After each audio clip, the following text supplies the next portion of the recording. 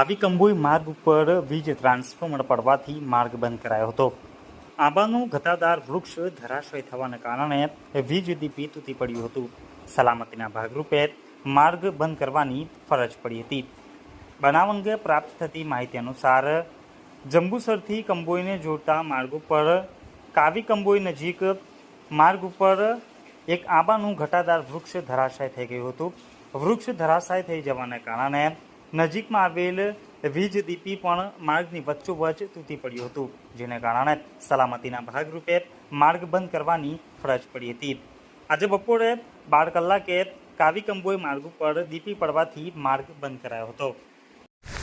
છેક કંબોઈમાં ડીપી પડી ગયેલું છે ભાઈ। ઓબો પડવાથી 3 થાંભલા ભાગેલા છે, જોઈ શકો છો। કંબોઈ